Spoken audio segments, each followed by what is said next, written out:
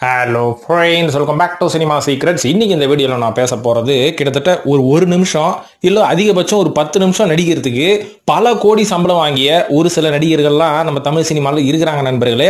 என்னப்பா சொல்கிற? அந்த ஒரு நிமிஷம் 15 நிமிஷத்தில் என்ன நடிக்க போகிறாங்கன்னா கேமியோ அப்பியரன்ஸ் தான். அதாவது கெஸ்ட் ரோல் பண்ணுறேன்னு சொல்லி ஒரு பெரிய படத்தில் 10 நிமிஷம் வந்துட்டு போகிறதுக்கு அந்த ஹீரோக்கு ஈக்குவலாக சம்பளம் வாங்கின நடிகர்கள்லாம் இருக்கிறாங்க. அதெல்லாம் கேள்விப்பட்டா உங்களுக்கு பயங்கர ஷாக்கிங்காக இருக்கும். அட பாவீங்களா, இவ்வளோ பணமாடா வாங்குறீங்க அப்படின்ற மாதிரி. ஸோ அந்த நடிகர்கள்லாம் யார் அப்படின்றத பற்றி தான், எவ்வளோ சம்பளம் வாங்கினாங்க அப்படின்றத பற்றியும் இந்த வீடியோவில் நான் பேச போகிறேன் நண்பர்களே. இது மட்டும் இல்லாமல் நம்ம தமிழ் சினிமாவில் கொஞ்சம் நேர்மையான மனசாட்சி உள்ள உத்தம புத்திரர்களும் இருக்கிறார்கள். அவங்க என்ன பண்ணுறாங்கன்னு பார்த்தீங்கன்னா, ஓகே நம்ம நண்பர் எடுக்கிற படம், நம்ம குருநாதர் எடுக்கிற படம், அதனால நடிச்சுட்டு போகலாம், காசு எதுவும் வேணாப்பா காசு வேணாப்பா அப்படின்ற மாதிரி ரொம்ப பெருந்தன்மையா போன நடிகர்களும் இருக்கிறாங்க. அவங்களும் யாருன்றத இந்த வீடியோல நம்ம கலந்துரையாடுவோம். அதனால இந்த வீடியோவை கடைசி வரைக்கும் பாருங்க நண்பர்களே. பயங்கர இன்ஃபர்மேட்டிவாகவும் இன்ட்ரெஸ்டிங்காகவும் இருக்க போகுது. இப்போ முதலாவதா சொல்ல போறது ஒரு நடிகர் அப்படின்றதுக்கு பதிலாக ஒரு படத்தை பத்தியே பேசுவோம். ஜெயிலர் அப்படின்ற ஒரு படங்க. இந்த படத்துல ஒரு பெரிய நடிகர் பட்டாளமே இருந்தது. எல்லா ஸ்டேட்ல தான் தூக்கினாடா பெரிய சார அப்படின்ற மாதிரி தூக்கின்னு வந்து போட்ட ஒரு ரிச்சான படம் தான் ஜெயிலர் அப்படின்ற ஒரு படம். இந்த படத்துல மோகன்லால் அவர்கள் ஒரு சின்ன கேமியோ ஒன்னே ஒன்று வருவாரு. கேமியோனா கெஸ்ட் அப்பியரன்ஸ் வருவார்னு வைங்களா. அந்த கெஸ்ட் அப்பியரன்ஸ் வந்து ஒரு 10 நிமிஷம் இருக்குமா. அந்த 10 நிமிஷத்துக்கு இந்த 63 வயசு இருக்கக்கூடிய இந்த வாலிபன் எவ்வளவு சம்பளம் வாங்கினாரு தெரியுங்களா? 8 கோடி ரூபா வாங்கியிருக்கிறாரு. அடேங்கப்பா அப்படின்ற மாதிரி இருக்குதுல்ல. இவருக்கு சலிச்சவரா நம்ம சிவராஜ்குமார் அப்படின்னு கேட்டீங்கன்னா சலிச்சவர் தான். ஏன்னா அவருக்கு 4 கோடி ரூபா தான் சம்பளமா கொடுத்துருக்காங்க. அவர் வந்ததும் ஒரு 10 நிமிஷம் அப்படின்னு நம்ம சொல்லலாம்ல. இதையும் தாண்டி ஜாக்கி ஷெராஃப் அப்படின்ற ஒரு நடிகரும், டைகர் ஷெராஃபோட அப்பா, அவரும் வந்து நடிச்சார்ல, அவருக்கும் 4 கோடி ரூபா தான் சம்பளம் கொடுத்துருக்காங்க. தமன்னா அவர்கள் ஒரு பாட்டு அங்கங்க பிச்சு போட்ட மாதிரி கொஞ்சம் சீனுக்கு 3 கோடி ரூபா, யோகி பாபுவுக்கு 1 கோடி ரூபா, ரம்யா கிருஷ்ணனுக்கு 80 லட்சம் ரூபா தான், ரஜினிக்கு எவ்வளவு அப்படின்னு பாத்தீங்கன்னா 110 கோடி ரூபா அப்படின்ற மாதிரி கமிட் பண்ணாங்க. அதுக்கப்புறம் படம் நல்லா ஓடிச்சுன்னா ஒரு ஷேரை கொடு அப்படின்னு சொல்லி கூட்டி கழிச்சு பார்த்தா ரஜினி அவர்களுக்கு 200 கோடி ரூபா சம்பளம். இந்த படத்தோட இயக்குனரான நெல்சன் அவர்களுக்கு 10 கோடி, விநாயகன் அவர்களுக்கு வெறும் 35 லட்சம் தான். அதுக்கப்புறம் அதை டபுள் ஆக்கி கொடுத்தாங்களாம் படம் வெற்றி அடைஞ்சதுக்கு அப்புறம். சுனில் அவர்களுக்கு 60 லட்சம் ரூபா, ரெடின் கிங்ஸ்லிக்கு 25 லட்சங்க. பாருங்க, ஆர்டிஸ்டுக்கே கிட்டத்தட்ட பல கோடி ரூபாய், பல 100 கோடி ரூபாய் சம்பளம் போயிருக்கும் போல இருக்குது.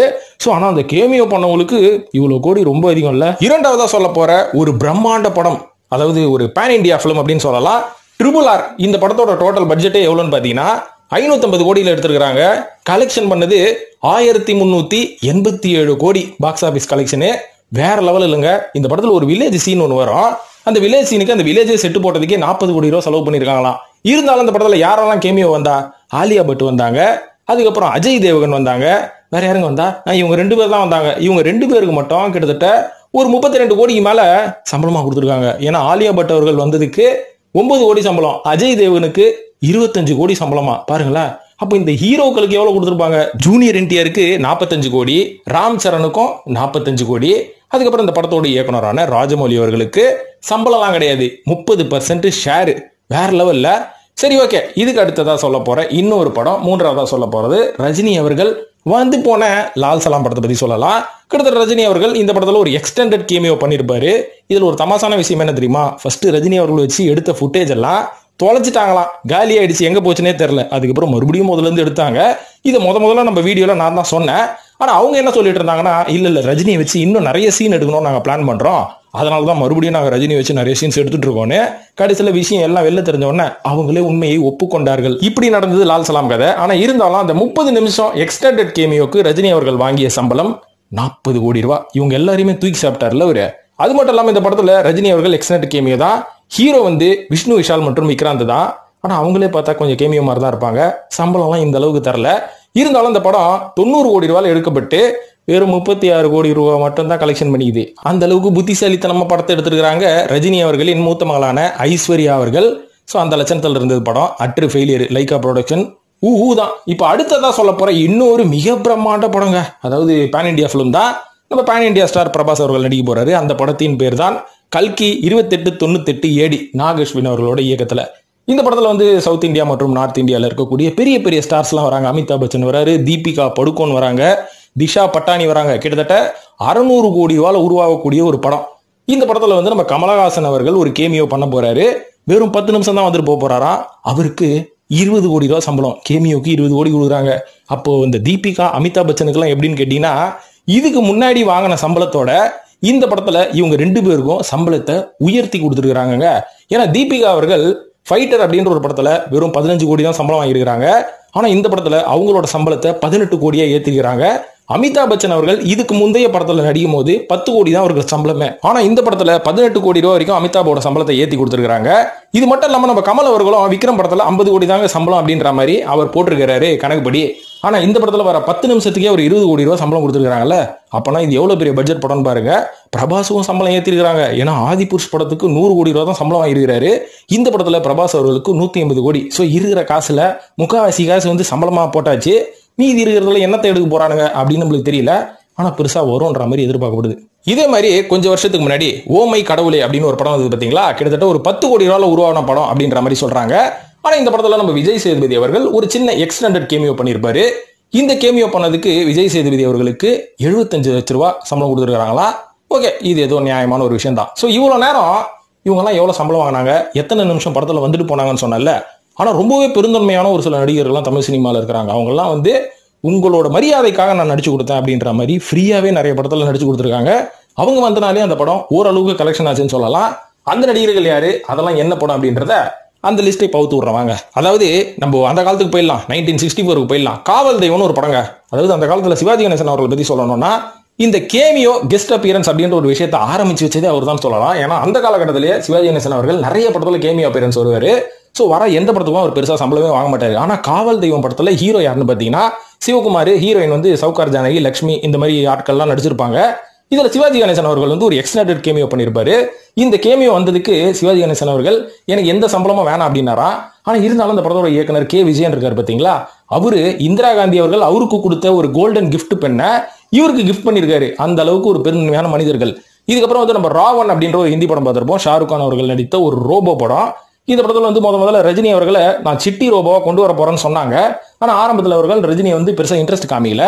சரின்னு வச்சு இவங்க சிஜில வந்து கொஞ்சம் ஒர்க் அவுட் பண்ணி பார்த்தா படு கேவலமா இருந்தது. அதுக்கப்புறம் ரஜினி அவர்கள் நடிக்க வேணாம், அதுக்கு பதிலாக மோகேப் அப்படின்னு சொல்லக்கூடிய ரியல் மோஷன் கேப்சரிங் டெக்னிக்கை யூஸ் பண்ணி எஸ்ஆர்கே ஸ்டுடியோல ரஜினி அவர்களை மும்பைக்கு வர வச்சு அந்த ஒரு டெக்னாலஜி மூலமா தான் அந்த சீன் எடுத்து முடிச்சாங்களே தவிர செட்டுக்கு ரஜினி வரவே இல்லை. இருந்தாலும் ரஜினி அவர்களோட இந்த ஒரு ஸ்டுடியோல நடிச்ச அந்த நடிப்புக்காகவே அவரோட மாசுக்காகவே நான் ஒரு கிஃப்ட் கொடுக்குறேன்னு மெர்சிடிஸ் பென்ஸை வந்து நம்ம ஷாருக் கான் அவர்கள் ரஜினி கிஃப்ட் பண்ணப்போ அந்த கிஃப்ட்டை திருப்பி மும்பைக்கே திருப்பி அமைச்சிக்கிறார். ரஜினி உன்னோட அன்புக்காக தான் வந்தேன், இந்த காருக்காக வரல அப்படின்னு இருக்காரு.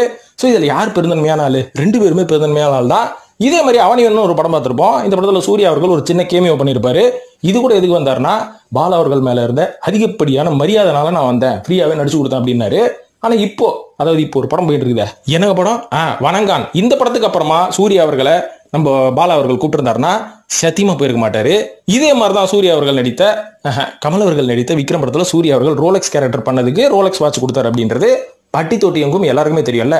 அதுக்கு நம்ம சூர்யா அவர்களுக்கு ரோலெக்ஸ் வாட்சை கிஃப்டா பண்ணாரு கமல் அவர்கள். இங்கிலீஷ்னு ஒரு படம் வந்தது. அந்த படத்துல வந்து அஜித் அவர்கள் ஒரு சின்ன கேமியோ பண்ணாரு. அது வந்து ஃப்ரீயா தான் பண்ணி கொடுத்தாரு. அதுக்கு காரணம் என்ன சொன்னார்னா போனி கபூர் மற்றும் ஸ்ரீதேவி மேல இருந்த அதிகப்படியான மரியாதை காரணமாக நான் பண்ணேன்னு. அதுக்கப்புறம் காலப்போக்கில் தான் தெரிஞ்சது அவரை வச்சு 3 படம் சைன் பண்ணுவார் அஜித்னு. போனி கபூர் ப்ரொடக்ஷன்ல 3 படம் பண்ணிட்டார்ல, அதுக்கு அப்ப போட்ட விதையா அப்படின்ற மாதிரி ஒரு சில பேர் கலாய்க்கிறாங்க.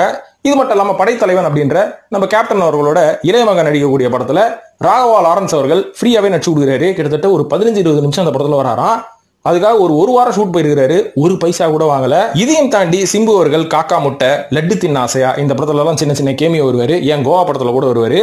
எந்த படத்துலயும் சம்பளமே வாங்கல. அதுக்கு பதிலா அந்தந்த படத்துல சின்ன சின்ன பாட்டை பாடி 2 லட்சம் 3 லட்சம் அப்ப கலெக்ட் பண்ணாரு அப்படின்ற மாதிரி சொல்லப்படுது. ஆனா நடிப்பு ஃப்ரீ, அதாவது என்ன பாட வச்சீங்கன்னா நடிக்கிறது ஃப்ரீ அப்படின்ற மாதிரி ஏதோ ஒரு அக்ரிமெண்ட் போட்டுக்கிறாங்க. அதே மாதிரி சுக்கரன் படத்துல எஸ்எஸ்சி அவர்கள் தானே இயக்குனாரு. விஜய் அவர்கள் ஒரு எக்ஸ்டெண்டட் கேமியோ பண்ணியிருப்பாரு. அவர் வந்தனாலே அந்த படத்தை நிறைய பேர் தியேட்டர்ல பார்த்தாங்க. அந்த படமும் கமர்ஷியலா ஹிட் ஆயிடுச்சு. அது முக்கியமான காரணம் விஜய் தான். ஆனா தன் தந்தைக்காக சம்பளமே வாங்கல, ஷேர் வேணாலும் வாங்கிடலாம். இதே மாதிரி இயக்குனர் ராஜேஷ் அவர்கள் இயக்குற படத்துலலாம் மாத்தி ஆர்யாவும் ஜியாவும் வந்துட்டு போவாங்க. வந்தது எல்லாமே ஃப்ரீ. ஆர்யா அவர்கள் பொதுவாக பார்த்தீங்கன்னா நடிகிற படத்துல பாதி சம்பளம் கொடுக்கலாம் கூட கோவமே பட மாட்டாராம். இருக்கிறத கொடுத்துட்டு போங்க, அதுவே போதும் அப்படின்ற மாதிரி அவர் வாங்கிப்பாராம். அதனால தான் மனுஷன் எங்க போனாலும் சைக்கிள்லயும் மெட்ரோ ரயிலையும் போய் நிற்கிறாரு. பாருங்க எவ்வளவு பெருந்தன்மை மற்றும் எவ்வளவு சிம்பிளிசிட்டி. இப்பெல்லாம் ரோட்ல நடந்து போய் டீலாம் குடிக்க ஆரம்பிச்சிட்டாரு. அந்த அளவு சிம்பிளிசிட்டி. காசு அப்பப்போ கொஞ்சம் வாங்குங்க, ஜாலியா என்ஜாய் பண்ணுங்க லைஃபை. சொன்னா கேட்க மாட்டீங்க, விடுங்க ஆர்யா. இப்ப அடுத்ததா இன்னொரு 2-3 நடிகரை பத்தி பேசுவோமா. ராக்கெட்ரி அப்படின்ற ஒரு படம் மாதவன் அவர்கள் எடுத்தார்ல. இந்த படத்துல வந்து தமிழ்ல சூர்யா அவர்கள் ஆங்கரிங் பண்ணியிருப்பாரு, ஷாருக் கான் அவர்கள் ஹிந்தியில ஆங்கரிங் பண்ணியிருப்பாரு. இந்த 2 பேருமே இந்த ஒரு ப்ராஜெக்ட்ல பண்ணதுக்கு காசே வாங்கலையாம். ஏன்னா மாதவன் அவர்கள் கூட இருந்த ஒரு நல்ல நட்பின் காரணமாக. இவ்வளவுங்க அந்த ஷூட்டிங் லொகேஷன் வரதுக்கு சூர்யா அவர்கள் பிளைட்டுக்கு கூட அவரோட சொந்த காசை தான் போட்டு, ஹோட்டலில் கூட அவரோட சொந்த காசுல தான் ஹோட்டல் ரூம் எடுத்து இந்த மாதிரி தங்கி அந்த படத்தை நடிச்சு கொடுத்துருக்காரு. மாதவனுக்கு ஒரே சங்கடமா போச்சான், ஏன் இப்படிலாம் பண்ற அப்படின்ற மாதிரி. உடு, நம்ம நட்புக்கு இதெல்லாம் ஒரு பெரிய மேட்டரே கிடையாது அப்படின்ற மாதிரி சொல்லி எஸ்கேப் ஆயிட்டாரு. இதே மாதிரி கமலஹாசன் அவர்கள் ஹேராம் அப்படின்னு ஒரு படம் பண்ணும்போது அதில் ஷாருக் கான் அவர்கள் நடிக்க கூப்பிட்டு அந்த படம் ஃபுல்லாக நடிச்சு முடிச்சதுக்கு அப்புறம் ஷாருக் கான் ஒரு பைசா கூட வாங்கலையா, ஏப்பா எனக்கு வேணாம் இதெல்லாம் வேணாம், நம்மளோட நட்புக்காக கமல் சார் மேல இருந்த மரியாதைக்காக நான் வந்துட்டு போனேன் அப்படின்ற மாதிரி சொல்றாங்க. சோ இந்த மாதிரி தமிழ் சினிமால ஏகப்பட்ட நடிகர்கள் அவங்களுக்கு இருக்கிற நட்பின் காரணமாக, குரு மரியாதையின் காரணமாக நிறைய படங்கள்ல ஃப்ரீயாவே நடிச்சு கொடுத்து அந்த படம் இவங்களால கூட நிறைய தியேட்டருக்கு வந்து ஆடியன்ஸ் எல்லாம் வந்திருக்காங்க. சோ இந்த மாதிரி இப்போ இந்த லிஸ்ட்ல நான் சொன்னதையும் தாண்டி, ஏப்பா என்னோட ஃபேவரட் நடிகர் கூட ஃப்ரீயா நடிச்சு கொடுத்துருக்காருப்பா, ஒரு கேமியோ வந்துருக்காருப்பா ஃப்ரீயா அப்படின்ற மாதிரி உங்களுக்கு தோணுச்சுன்னா கமெண்ட்ல போடுங்க. யாருன்றதையும் என்கிட்ட சொல்லுங்க, நாங்களும் தெரிஞ்சுக்கிறோம். அதுக்கப்புறம் இந்த வீடியோ பார்த்ததுக்கு நன்றி. இது மாதிரி வேற என்ன விஷயம் வித்தியாசமா நம்ம பேசலாம் அப்படின்றத மறக்காம கமெண்ட்ல போட்டு சினிமா சீக்ரெட்ஸையும் சப்ஸ்கிரைப் பண்ணிட்டு ஃபாலோ பண்ணுங்க நண்பர்களே. நன்றி, வணக்கம்.